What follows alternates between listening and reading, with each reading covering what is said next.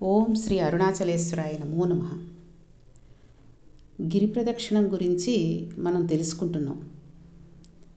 ఏ ఏ లింగాలు ఎక్కడ ఉన్నాయి అనే విషయాలు కూడా తెలుసుకున్నాం.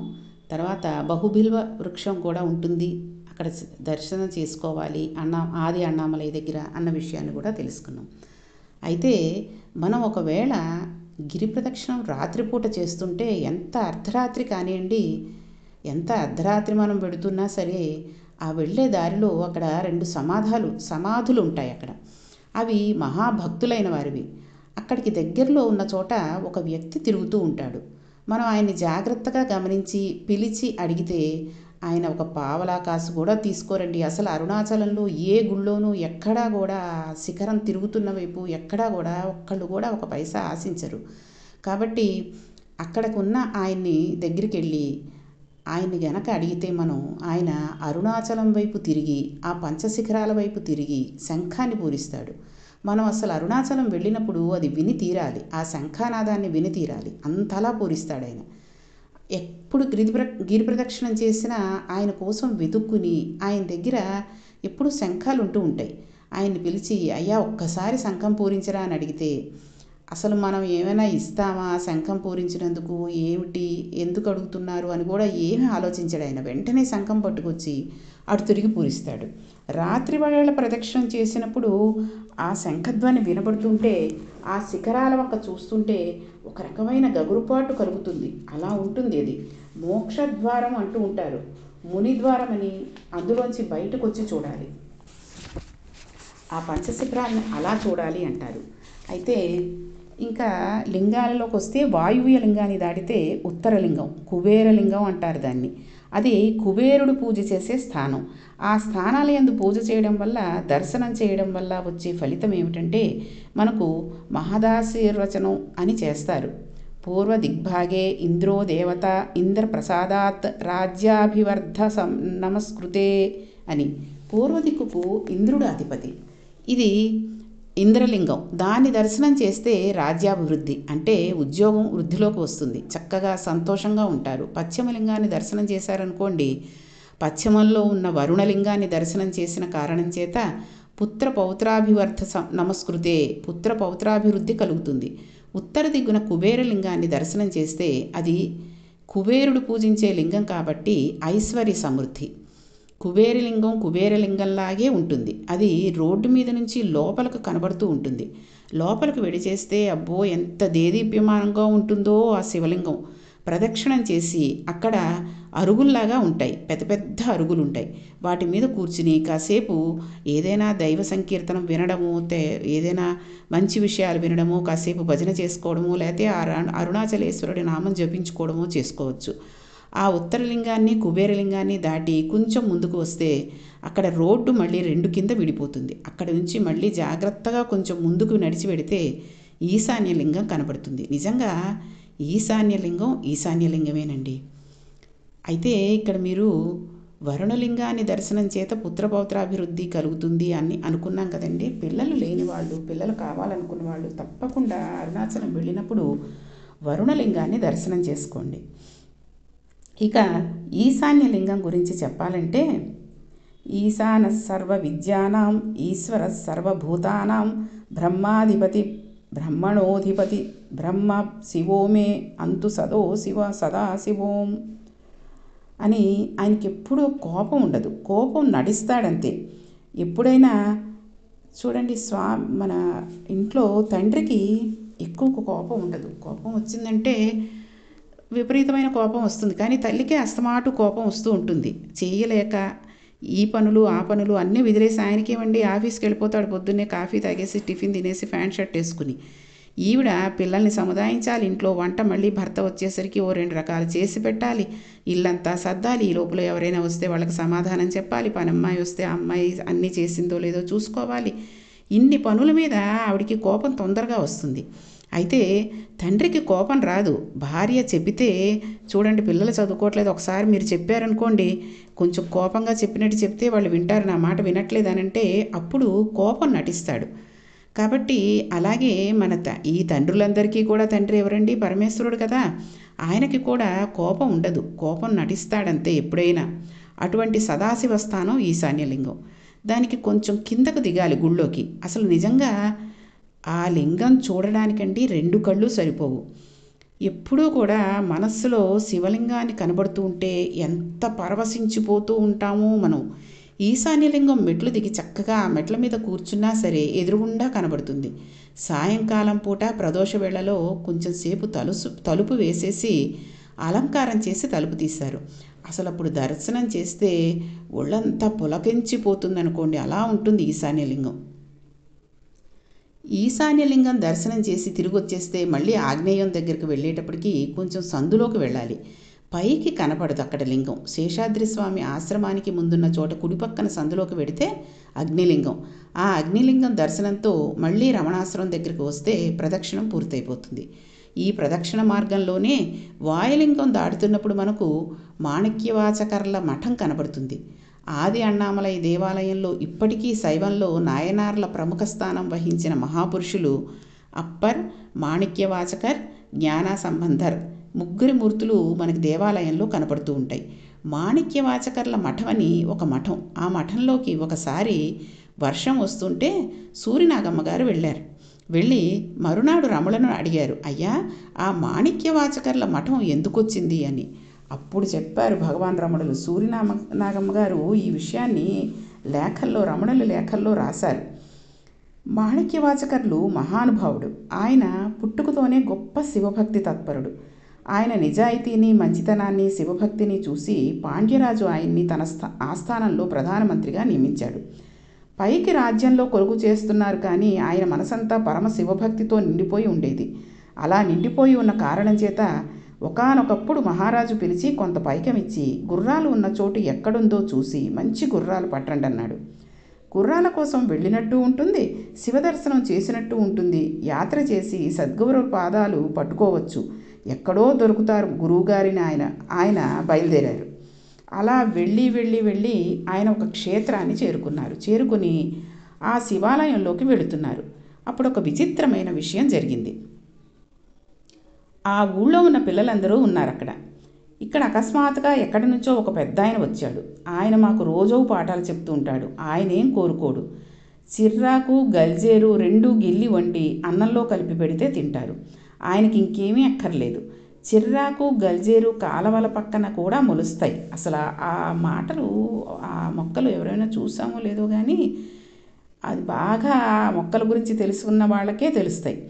దానికి పెద్ద ప్రయత్నం కూడా చేసేవాళ్ళు కదా. అత్యంత తక్కువ స్థాయి ఆకుకూరలు అవి తింటూ ఉంటాడు. అంటే ఆయనను వెతుక్కుంటూ ఆ గుడికి ప్రదక్షిణం చేస్తూ వెళ్ళేటప్పటికీ బృందవృక్షం కింద దక్షిణామూర్తి కూర్చున్నట్లుగా కూర్చుని ఉన్నాడు ఒక ఆయన. ఆయన్ని చూడగానే మాణిక్యవాచకర్లకు అర్థమైంది, ఈయన పరమశివుడు, నా కోసమే వచ్చి కూర్చున్నాడు ముందే అని అనుకున్నాడు ఆయన. వెంటనే బట్టలు విప్పేసి గోచీ పెట్టుకుని ఆయన ముందు సాష్టాంగం చేసి స్తోత్రం చేశారు. వెంటనే ఆ మహానుభావుడు అన్నారు, నీకోసమే నేను ముందుగా వచ్చి ఇక్కడ కూర్చున్నానయ్యా. పిల్లలకి పాఠం చెప్పాలనే మిషతోటి ఇక నుంచి నీవు గుర్రాలు కొనడానికి తెచ్చిన డబ్బుతో ఈ క్షేత్రానికి సేవ చేస్తూ ఈ ఆలయాన్ని వృద్ధిలోకి తీసుకొస్తూ ఇక్కడ ఉండిపో అన్నారు. మాణిక్యవాచకర్లు అక్కడ ఉండిపోయారు. డబ్బంతా అయిపోయింది, గుర్రాలు లేవు, వెనక్కి వెళ్ళలేడు. ఈలోగా మహారాజు కబురు చేశారు, గుర్రాలు లేవు, నువ్వు రాలేదు, ఏమిటి కథ అని. ఆయన భయపడి రాత్రి పడుకుని పరమశివుణ్ణి ప్రార్థన చేశాడు. కలలో పరమశివుడు కనపడి వెలకట్టలేని మాణిక్యం ఒకటిచ్చి, ఇది పట్టుకెళ్ళి రాజుకి శ్రావణ మాసంలో మూలా నక్షత్రం నాడు గుర్రాలు వస్తున్నాయని చెప్పు అన్నాడు. తీరా నిద్రలేచి చూస్తే చేతిలో మాణిక్యం ఉంది. పరమశివుడిచ్చిందే అని మాణిక్యం పట్టుకుని పాండ్యరాజు దగ్గరికి వెళ్ళి ఆ మాణిక్యాన్నిచ్చి శ్రావణ మాసంలో మూలా నక్షత్రం నాడు గుర్రాలు వస్తాయి అన్నాడు. మహారాజు నమ్మాడు, సంతోషించాడు. కానీ గూఢాచారులు చెప్పారు, ఈయన డబ్బంతా క్షేత్రంలో ఖర్చు పెట్టేశాడు, ఈయన దగ్గర ఏం లేదు, గుర్రాలు కొనలేదు అని.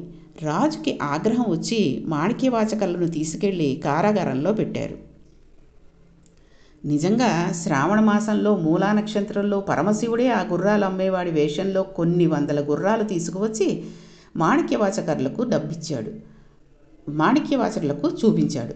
మాణిక్యవాచకర్లు డబ్బిచ్చాడు. ఆ గుర్రాలు తీసుకోండి అని రాజుకిచ్చాడు. రాజు పొంగిపోయి గూఢాచారులు తప్పు చెప్పారు నాకని మాణిక్యవాచకర్లను విడిపించి సత్కారం చేశాడు.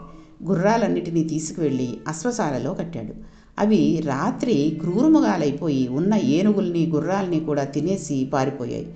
రాజుకు కోపం వచ్చి మళ్ళీ మాణిక్యవాచకర్లని బంధించాడు.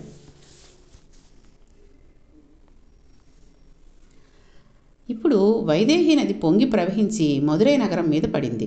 రాజు ఆ ప్రవాహాన్ని ఎలా ఆపాలో అర్థం కాక ఇంటికి ఒక మనిషి వంతున బయలుదేరి నదికి ఇదిగో ఇక్కడి నుంచి ఇక్కడి వరకు, ఇక్కడి నుంచి ఇక్కడి వరకు కట్ట పొయ్యాలని శాసనం చేశాడు. అందరిళ్లలోంచి ఒక్కొక్క మగవాడు వెళ్ళి కట్టపోస్తున్నారు, కానీ పిట్టవ్వ అంటారు. ఇప్పటికీ తమిళ దేశంలో ఆవిడ్ని అవ్వయార్ అంటుంటారు. ఆవిడ మహాశివభక్తురాలు. ఆవిడ పాపం కుడుములు వండి వచ్చిన వాళ్ళకి పెడుతూ ఉండేది. పిట్టువాణి అని పిలుస్తారు ఆవిడ్ని. ఆవిడికి కొడుకులు లేరు, ఎవ్వరూ లేరు. ఎవరు పెడతారు కట్టపోయడానికి? ఆవిడ తరఫున వెళ్ళేవారెవరు? కూలి పెట్టుకోవాలి, అంత డబ్బు లేదు. పరమశివుడే ఒక గుణపం పారా పట్టుకుని ఆవిడ ఇంటికి వచ్చి, పిట్టవా పిట్టవా, నాకు కొంచెం తుంపులు పెడతావా అని అడిగాడు. తుంపులంటే అందరికీ గుర్తుందో లేదో కానీ చిన్నతనంలో తుంపులు అని చాలా ఇష్టంగా తినేవాళ్ళం. తుంపులంటే చూడండి, మనం బజ్జీలు కానీ తర్వాత కొంచెం బూరెలు అలాంటివి వేసినప్పుడు కొంచెం చేతికంటే శనగపిండి పడిపోయి ఆ నూనెలో అడుక్కు వెళ్ళిపోతూ ఉంటాయి. బజ్జీలు చాలాసార్లు ఈ బూరెలు అవి వేసేసి తీసేస్తూ ఉంటారు.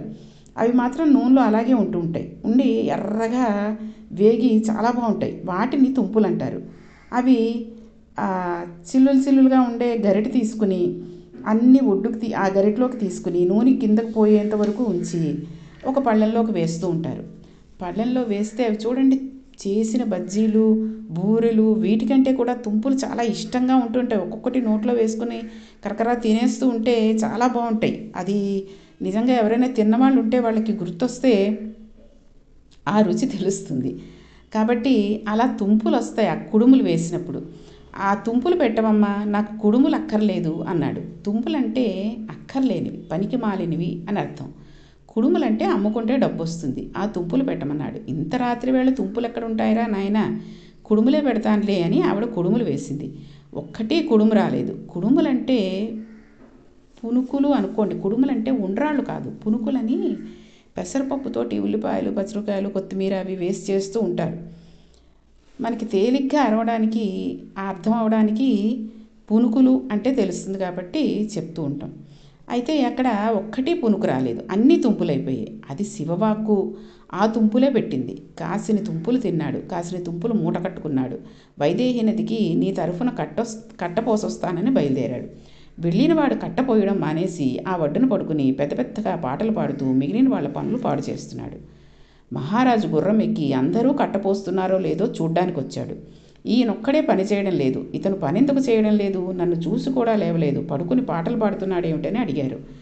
ఏమో మహాప్రభు, పిట్టువాణి పంపించింది ఈయన పని చేయడం లేదు సరికదా, పని చేస్తున్న వాళ్ళని పాడు చేస్తున్నాడు, వచ్చి ఇలాగే పడుకుని పాటలు పాడుతున్నాడు అన్నారు. పాటలు పాడుకుంటూ పడుకోవడానికా నరిది వరదొస్తుంటే అని చెప్పి రాజు కొరడా తెప్పించి ఆయన వీపు మీద దెబ్బలు కొట్టాడు.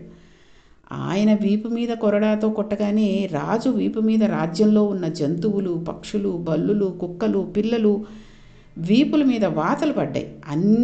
అన్నిటి మీద వాళ్ళ వీపులు వాటి వీపుల మీద వాతలు పడ్డాయి.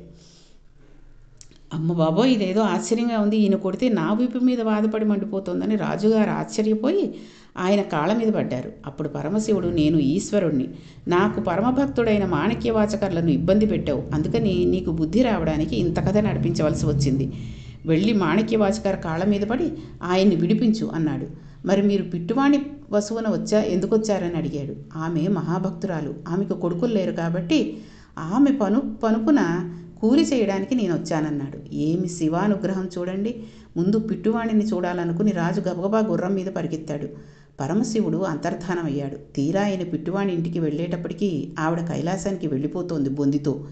చూసి ఆశ్చర్యపోయి అంతఃపురానికి వెళ్ళి మాణిక్యవాచకర్లను విడిపించి ఆయనకు సత్కారం చేసి ఆయనను మళ్ళీ యథోచిత స్థానంలో ఉంచాడు. మహారాజా, నీ రాజ్యం నువ్వేలుకో, నాకెందుకు వచ్చిన ప్రధానమంత్రి పదవి? నేను పరమేశ్వరుని స్తోత్రం చేస్తూ ఊరోరో తిరుగుతానని ఆయన పంచశిఖరాల దగ్గర నిలబడి అరుణాచల పర్వతం వంక చూసి తిరువెంబావై పాడారు. తిరుప్పావై అని ధనుర్మాసంలో వైష్ణవులు ఎలా పాడతారో తిరువెంబావైవి శివాలయాలన్నిట్లలోనూ పాడతారు ధనుర్మాసంలో. మనం ఇప్పటికీ తమిళ దేశం వెడితే శివాలయాలన్నిటిలోనూ తిరువెంబావై వినపడుతూ ఉంటుంది. ఆ తిరువెంబావై మాణిక్యవాచకర్లు పాడారు. ఆయన ఆఖరికి చిదంబరం చేరుకుని బాగా వృద్ధులైపోయారు. మఠంలో ఉండేవారు. ఈయన మాటలు లోకాలకు అందాలని పరమశివుడు ఒక వృద్ధ బ్రాహ్మణ వేషాన్ని వేసుకుని ఆ మఠానికి వెళ్ళి బాగా చీకటి పడిపోయిన తర్వాత, అయ్యా, పరమశివుడి మీద మీరు ఇన్ని పాటలు పాడారు కదా, మళ్ళీ ఒక్కసారి పాడండి వింటానన్నాడు. మాణిక్యవాచకర్లు అన్నారు, ఎన్నో పాటలు పాడాను, వృద్ధుడినైపోయాను, జ్ఞాపకం ఉంటాయా? నాకు జ్ఞాపకం లేవు అని. పర్వాలేదు, ఎన్ని జ్ఞాపకం ఉంటే అన్నే పాడు అన్నారు శివుడు. అంటే ఆ మహానుభావుడు అప్పుడు పాడారు రాత్రి. కాలం కూడా తెలియకుండా పాడారు తెల్లజాము వరకు. దాన్ని తిరువాచకం అంటారు. మనం ఎప్పుడైనా ఆ పుస్తకం చదివితే చాలా అద్భుతంగా ఉంటుంది. మాణిక్యవాచకర్ల తిరువాచకం. ఆ తిరువాచకం పరమేశ్వరుడే బ్రాహ్మణ రూపంలో కూర్చుని రాశాడు. ఇది పెద్ద పెద్ద పుస్తకాలయాల్లో పూర్వం నుంచి ఉన్న పుస్తకాలయాల్లో ఉంటూ ఉంటాయి. ఆ పుస్తకాల షాపులకి వెళ్ళి మాణిక్యవాచకర్ల తిరువాచకం ఉందా అండి అని అడిగితే ఇస్తూ ఉంటారు. తెల్లవారుజామున నీరసపడి పడుకున్నారు మాణిక్యవాచకర్లు. ఆయన మాటలు మాణిక్యాలు. అవి గాలిలో కలిసిపోతే మళ్ళీ భవిష్యత్ తరాలకు అందవని తాళపత్ర గంధం మీద ఇంకొక తాళపత్రం చేర్చి చిదంబరంలో నటరాజునైన నేనే ఆయన మఠానికి వెళ్ళి ఆయన దగ్గర కూర్చుని ఆయన పాడుతుంటే ఇవి రాశాను. మాణిక్యాల వంటి మాటలు పలికినవాడు కాబట్టే ఆయనకు మాణిక్యవాచకర్ అను పేరు పెడుతున్నాను అని చెప్పి నటరాజస్వామి ముద్ర వేసి తాడు కట్టి నటరాజస్వామి పాదాల దగ్గర పెట్టాడు. నటరాజులోకే లీనమైపోయాడు. తెల్లవారుజామున అర్చకులు లేచి తాళపత్ర గంధం చూసి తెల్లబోయారు. దాని మీద నటరాజస్వామి ముద్ర ఉంది. గబగబా పరిగెత్తి మాణిక్యవాచకర్లని అడిగారు, ఏమిటి దీని అర్థం అని. ఇలా ఎందుకు జరిగింది అని అడిగారు. మీకు చెప్తాను రండని చెప్పి మాణిక్యవాచకర్లు బయలుదేరి చిదంబరంలో నటరాజస్వామి దేవాలయం దగ్గరికి వచ్చి, ఇంత సౌజన్యమా మహానుభావ, నా పాటలు నువ్వు రాసావా, ఎంతటి సులభుడవయ్యా అని పరమశివుణ్ణి స్తోత్రం చేసి కన్నీళ్లతో ఆయనను వేడుకుంటుండగా ఆయనలోని జ్యోతి చిదంబరంలోని నటరాజస్వామిలో ఐక్యమైపోయింది. అంతటి మహానుభావుడు మాణిక్యవాచకర్. ఆయన అరుణాచలంలోని తిరువెంబావై పాడారు. ఆయన మఠం గిరి ప్రదక్షిణంలో కనబడుతుంది మనకి. ఆ గిరి ప్రదక్షిణం అంత గొప్ప స్థితిని పొందిన గిరి ప్రదక్షిణం. కాబట్టి రేపటి పారాయణంలో ఈ గిరి ప్రదక్షిణం గురించి ఇంకా కొన్ని ముఖ్యమైన విషయాల గురించి తెలుసుకుందాం. ఓం శ్రీ అరుణాచలేశ్వరాయ నమో నమః. అరుణాచల శివ అరుణాచల శివ అరుణాచల శివ అరుణ శివ అరుణాచల శివ అరుణాచల శివ అరుణాచల శివ అరుణ శివ.